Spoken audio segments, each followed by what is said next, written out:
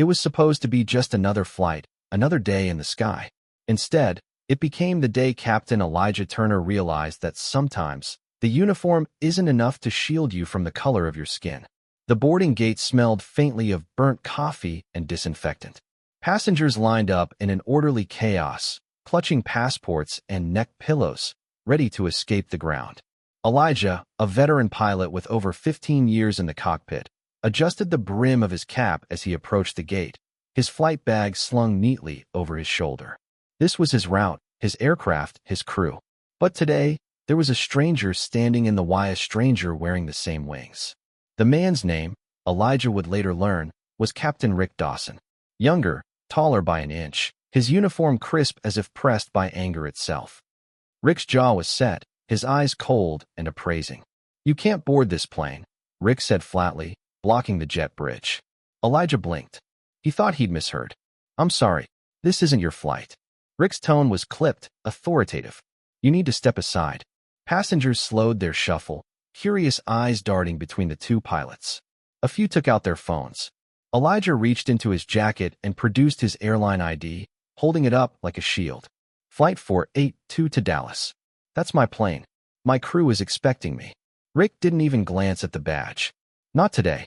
It was subtle, but Elijah caught the way Rick's gaze lingered not on his name, not on his rank, but on his skin. "Is there a problem here?" The gate agent's voice trembled. She looked young, fresh out of training, and clearly terrified of choosing sides. Rick spoke first. "Yes. This man is trying to board an aircraft he's not assigned to." Elijah's voice stayed calm, but his fingers tightened around the strap of his bag. "Check the roster. I'm the captain scheduled for this flight." The agent tapped frantically at her keyboard. The seconds stretched, the terminal's air suddenly thick with silence. Finally, she looked up confused. "Captain Turner is indeed assigned to this flight." Rick's lips thinned, but he didn't move. "Then I'm requesting he be removed." There was a murmur from the waiting passengers. Someone whispered, "Why?" Someone else muttered, "Is it because he's black?" Elijah could feel every pair of eyes burning into him. He'd been here before, different place, same scene. A confrontation where his competence was never the real question. "I've flown for this airline for 15 years, Elijah said evenly. "No accidents. No disciplinary actions. No reason for you to be standing in my way." Rick smiled, the kind of smile that says, "I've already decided how this ends. Maybe I don't feel comfortable with you flying." The words were quiet, but they landed like a slap. Elijah took a slow breath. "You're saying you don't feel comfortable because of me?" Rick didn't answer, but his silence was confirmation enough. Security arrived, 2 uniformed officers, both looking bewildered. The gate agent explained in halting sentences, torn between 2 captains. Rick spoke with the certainty of someone used to being obeyed. Elijah stood still, knowing that raising his voice would be the worst thing he could do. One of the officers cleared his throat. "Sir, maybe we should step aside." "No." Elijah's voice was quiet, but it cut through the air. "This is my flight. My name is on the manifest. My license is in order. And unless there's a legitimate reason, I'm walking onto that plane." Rick stepped closer, lowering his voice to a hiss only Elijah could hear. "Not while I'm here." And then, without warning, the gate agent tapped a few keys and announced over the PA, "Flight 482 is now boarding." With a crew change. It felt like the floor tilted beneath him. Crew change? Without notice? Without explanation? Elijah's stomach sank as the realization took hold. They were replacing him. Passengers shuffled past, some avoiding his eyes, others offering quiet words of support. "That's messed up," a young woman muttered. As the last passenger disappeared down the jet bridge, Rick walked on board, shoulders squared in silent victory. Elijah stood frozen, watching the man take his place at the controls of his aircraft. The officers lingered awkwardly until Elijah finally picked up his bag and stepped away from the gate. He didn't know it yet, but this wasn't just a bad day at work.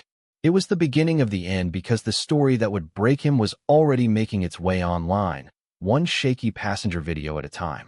By the time Elijah made it to the employee lounge, his phone was already vibrating nonstop. Texts, missed calls, a flood of notifications from social media apps he hadn't opened in months. He slumped into one of the stiff vinyl chairs, tossed his cap on the table, and unlocked his phone. The first thing he saw was a blurry video himself, standing at the gate, jaw tight, holding his badge. The caption was simple: "This is what racism at 35,000 feet looks like." The clip was already past 50,000 views. The comments section was a storm. Some were outraged, demanding the airline explain itself. Others dismissed it outright, twisting the narrative. Maybe he wasn't fit to fly. Playing the race card again. We don't have the whole story. Elijah's stomach turned. He had lived this cycle before. The event, the outrage, the smear. But this time, it was different. He was a captain, a leader, someone entrusted with hundreds of lives at a time. And yet, in one public moment, that trust had been called into question without evidence, just prejudice wrapped in authority. His phone rang again. Caller ID, Marcus Union Republic, Elijah. Marcus said before he could even say hello. "I saw the video. It's everywhere. Are you okay?" "No," Elijah said, and the word carried more weight than he intended. "You're off the schedule until they review the incident." Marcus's voice tightened. "You and I both know what that means. They're hoping it blows over." Elijah stared at the table. "And if it doesn't? They'll find some procedural excuse to terminate you." But Marcus's tone shifted, steely now. "If we get ahead of this, if we push the facts, we can make this very hard for them." A door swung open behind Elijah. Two airline managers stepped in, their lanyards swinging like badges of rank. The taller one, an operations supervisor named Kent, had the kind of fake-friendly smile that meant trouble. "Captain Turner," Kent said, "can we speak privately?" Marcus's voice crackled through the phone. "Do not say a word without me present." Elijah muted the call, but kept the phone to his ear. "We can talk here." Kent exchanged a glance with the woman beside him, a compliance officer with a tablet tucked under her arm. "We reviewed some concerns brought up by Captain Dawson regarding your readiness to operate Flight 482 today." Elijah didn't move. "What concerns?" The woman tapped her tablet. "Dawson reported erratic behavior prior to boarding. He claims you appeared distracted and agitated." "That's a lie," Elijah said. "Be that as it may," Kent said. "Given the current climate, the company can't afford any." He hesitated, choosing his words like they were landmines. "Disruptions?" Elijah's jaw tightened. "You mean you can't afford the optics of a black pilot being right?" The woman flinched, but Kent's face remained stone. "Until this is resolved, you are grounded." They left as quickly as they'd arrived, leaving the smell of corporate antiseptic in their wake. Marcus's voice came through the phone again. "We need to get you a lawyer."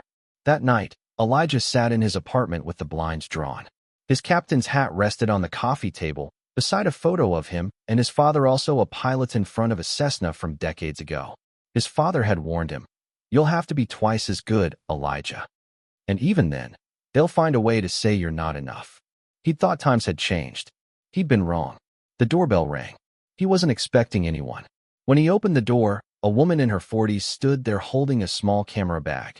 She wore no makeup, just the determined look of someone who made a living chasing uncomfortable truths. "Elijah Turner?" "Yes. I'm Dana Price, investigative journalist. I think you and I have a story to tell." They sat at the kitchen table as Dana set up a small recorder. "I've already spoken to 3 passengers who witnessed what happened," she said. "All of them confirmed Dawson blocked you without cause. One says she overheard him making a remark about not trusting you to fly." Elijah exhaled slowly. "It's not the first time he said something like that. I've heard stories other black crew members being reassigned, people of color getting mysteriously passed over for promotions. But it's all whispers. No one wants to go on record." Dana leaned forward. "What if I told you I've been following Dawson for 6 months? He's been reported twice for discriminatory conduct. Both times, HR buried it." That got Elijah's attention. "Why come to me?" he asked. "Because this time, they can't bury it. The video's out there. People care. And if you're willing to fight, I can make sure the truth comes out." Elijah looked at the recorder, then back at her. "I'll talk. But I'm not doing this for clicks. This is my career. My name. My life." Dana nodded. "Then let's make sure they can't take any of it away from you." By morning, the video had passed 2 million views. Hashtags were trending. "Let Elijah fly," "Ground Dawson," "Racism in the skies." The airline released a short, sterile statement. "We are aware of the incident involving 2 of our flight crew members. Safety remains our top priority. We are conducting an internal review." It did nothing to stop the fire. News outlets began requesting interviews. Some of Elijah's former students from his flight school days reached out, offering support. But there were also death threats, emails calling him a liar, messages from anonymous accounts promising to ruin him. Marcus called again. "We've got a meeting with legal tomorrow. Dana's coming too. They're going to try and settle, probably offer you a payout to walk away quietly." Elijah stared at the skyline outside his window. "And if I say no, they'll drag this out. They'll smear you. They'll use every tool they've got." Elijah thought of the passengers who had spoken up.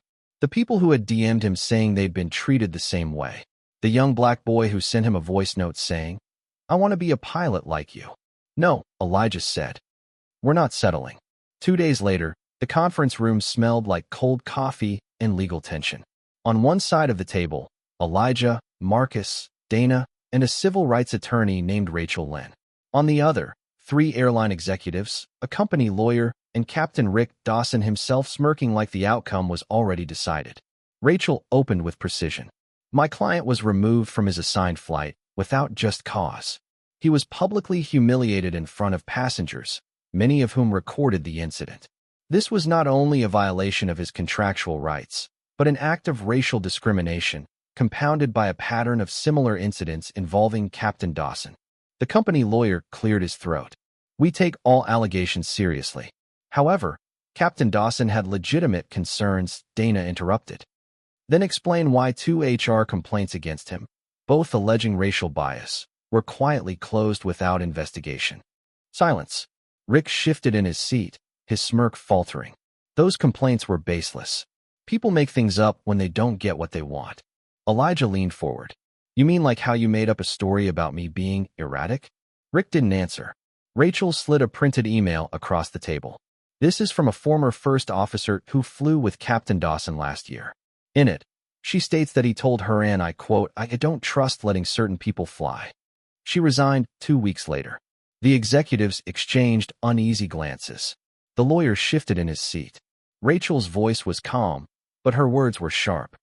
"You can either address this now, publicly and transparently, or we can do it in court, where every internal email, every buried complaint, will become part of the record." The room was quiet enough to hear the hum of the fluorescent lights. Finally, the head of HR spoke. "We'll need time to review." Rachel smiled thinly. "You've had time. You're out of it." Outside, cameras waited. Dana gave a short statement to the press. "This is about more than one man. This is about a system that protects prejudice instead of confronting it." As they walked toward the street, Elijah felt the weight of the battle ahead, but also the first flicker of something else. Resolve. Because this wasn't just about getting his job back anymore. This was about making sure no other pilot, no other black man would be told they didn't belong in the captain's seat of their own plane. 3 weeks later, Elijah found himself sitting in the same coffee shop every morning. It had become his war room. The walls smelled faintly of espresso and cinnamon, and the hum of chatter made it easier to think without spiraling. Dana would drop by with updates, new witnesses, leaked internal emails, union members ready to back him. Rachel worked tirelessly, filing formal complaints with the Equal Employment Opportunity Commission, preparing the ground for a lawsuit. The airline stayed silent. Public pressure hadn't made them blink. Not yet. But silence has its own kind of sound, and Elijah could feel it closing in like the pause before turbulence hits. One morning, Dana walked in looking like she'd just uncovered a buried treasure. She dropped her bag in the seat across from him and slid a flash drive onto the table. "What's this?" Elijah asked. "Proof." Her eyes gleamed. "An internal memo from last year. It's from the head of operations to HR, flagging Dawson for repeated complaints of discriminatory behavior and explicitly instructing them to resolve without escalation to preserve the airline's public image." Elijah felt his pulse spike. "Where'd you get it?" "A whistleblower in HR. They're willing to testify anonymously." Rachel arrived 10 minutes later. She read the memo, her brow furrowing deeper with each line. "This isn't just negligence," she said. "This is deliberate suppression. They knew. They protected him." Dana nodded. "And now they've got a PR nightmare brewing that's about to go nuclear." 2 days later, the first crack appeared. The airline's largest pilot union released a statement condemning discrimination within the industry, pointedly citing recent incidents, without naming names. Then, one of Dawson's former co-pilots came forward in camera. She spoke with visible anger, recounting a day when Dawson refused to share the cockpit with a black trainee. He said, "I don't want to be responsible if something goes wrong." It was damning, and it was enough to shift the narrative. For weeks, Elijah had been fighting to prove what really happened. Now, for the first time, the tide was turning in his favor. Rick Dawson, however, wasn't going down quietly. A week after the co-pilot's interview aired, Dawson appeared on a talk show, claiming he'd been the real victim of a smear campaign. "I raised safety concerns," he said, "and now I'm being labeled a racist because it's fashionable to do so." Elijah watched the clip from his couch, his fists tightening. Dawson wasn't just denying it, was trying to rewrite the entire story. The next morning, Dana called. "He wants to play the victim? Fine. Let's give the world the rest of the story." The press conference was held on the courthouse steps. Cameras crowded the walkway, reporters shouting questions over one another. Elijah stepped to the podium, Rachel and Dana flanking him. His voice was steady, but each word carried the weight of weeks of humiliation, anger, and determination. "My name is Captain Elijah Turner. I have spent 15 years flying for this airline, logging thousands of hours without a single safety incident. On the day in question, I was removed from my assigned flight me-own plane without cause, in front of passengers, because another captain decided that my presence made him uncomfortable." Flashes popped. This was not about safety. This was about race. And it wasn't an isolated incident. We now have proof that the airline received multiple complaints about discriminatory behavior from this individual and chose to bury them. This is bigger than mites about every pilot, every crew member, every passenger who's been told directly or indirectly that they don't belong because of the color of their skin. He paused, scanning the crowd. "I'm here today because silence protects the wrong people, and I won't be silent." Rachel handed copies of the internal memo to the reporters. Questions flew. That night, the video of his speech spread faster than anything before it. Even major news networks aired it in full. And then came the email. It was from the airline CEO, requesting a private meeting to resolve matters. The meeting took place in a glass-walled boardroom on the top floor of the airline's headquarters. The city sprawled out below, but Elijah barely noticed. Across the table sat the CEO, flanked by senior executives and their legal counsel. "We're prepared to offer you reinstatement with full back pay," the CEO began, "and a public apology from the company. In exchange, we'd ask that you," Rachel raised a hand. "No non-disclosure agreements. No gag orders. And Captain Dawson?" The CEO's gaze flickered. "He will be retiring." Elijah didn't speak right away. He thought of the boy who had sent him that voice note, of the crew members who had whispered their own stories. This wasn't just about getting his job back, it was about making sure this didn't happen again. "I'll accept," Elijah said. "On one condition, you commit to a transparent review of every discrimination complaint in the last 5 years. And you make the results public." The CEO hesitated, then nodded. "Done." 2 weeks later, Elijah was back in uniform. But this time, boarding the plane felt different. Passengers smiled when they saw him. A little boy in the front row pointed and whispered, "That's him." As he stepped into the cockpit, he ran his fingers along the controls, grounding himself. This was where he belonged. When the first officer joined him, a young black woman fresh out of training, she grinned. "It's an honor to fly with you, Captain Turner." Elijah smiled back. "It's an honor to have you here." Because this wasn't just his return, it was the start of something bigger. The review Elijah had demanded became the airline's most talked about internal audit in decades. And the results were worse than even he had imagined. Of the 147 formal complaints filed in the past 5 years, over 70 involved some form of racial bias or discrimination. Nearly all of them had been resolved internally, without escalation, many dismissed for lack of evidence, despite corroborating witness statements. Several names appeared repeatedly in the records, Rick Dawson's among them. When the findings went public, the outrage was immediate. Stock prices wavered. Major corporate partners issued statements demanding reforms. Flight crews began openly speaking to the press, recounting their own experiences of prejudice, stories that mirrored Elijah's almost word for word. Rick Dawson's retirement was announced in a brief, unceremonious internal memo. He would receive no public farewell, no honor flight. The man who had once strutted through terminals with smug authority now slipped quietly into obscurity, his name permanently tied to scandal. For Elijah, the victory was bittersweet. On his first day back in uniform, the media tried to follow him through the airport. Some passengers recognized him and wanted selfies. Others muttered under their breath, wondering aloud if he'd played the race card. But when he walked through the jet bridge and into the cockpit, something shifted. The hum of electronics, the soft click of switches, it felt like home again. And this time, there was something more. His new first officer, Ariana, wasn't just talented, she was fearless. On their third flight together, she said quietly, "Sir, I almost quit last year. A captain told me I'd never make it past regional because I was Latina. When I saw what you did, I stayed." That single sentence landed heavier than any award could have. Outside of work, Elijah's life changed in ways he hadn't expected. He was invited to speak at aviation schools, diversity conferences, even high schools in neighborhoods where kids had never met a pilot who looked like them. He told them the truth that talent and training mattered, but so did courage. And courage sometimes meant standing your ground even when the cost was high. Dana's investigative series won a journalism award. Rachel was approached by other airline employees facing similar battles. And Marcus, his union rep, used Elijah's case to push for stronger anti-discrimination clauses in the next labor agreement.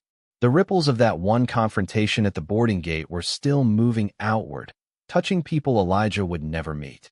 6 months after his reinstatement, Elijah received a handwritten letter.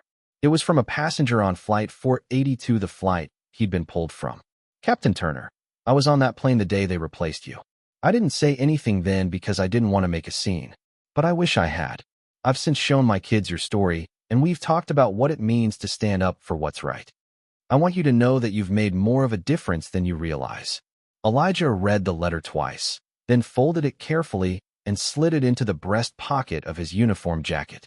One autumn afternoon, as he walked through the terminal toward his next flight, he heard someone call his name. A boy, no older than 12, ran up to him with a wide grin. His mother followed, smiling nervously. "You're Captain Turner, right?" the boy asked breathlessly. Elijah crouched to his level. "That's me. I'm going to be a pilot too. My mom says I can." "You absolutely can," Elijah said.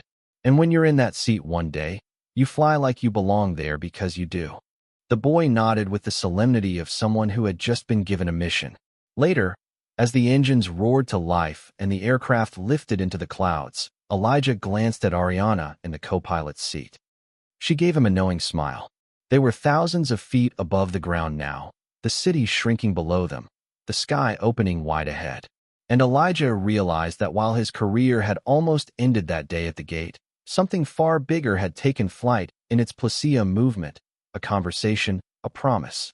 The promise that no one, no matter the color of their skin, would be told they didn't belong in the captain's seat of their own life. The world kept flying. But for Elijah Turner, every takeoff now carried more than passengers, and luggage. It carried the weight of a truth that had finally been seen, and the hope that it would never be forgotten. Thank you for listening. If you find it interesting, please like and subscribe to follow the next stories.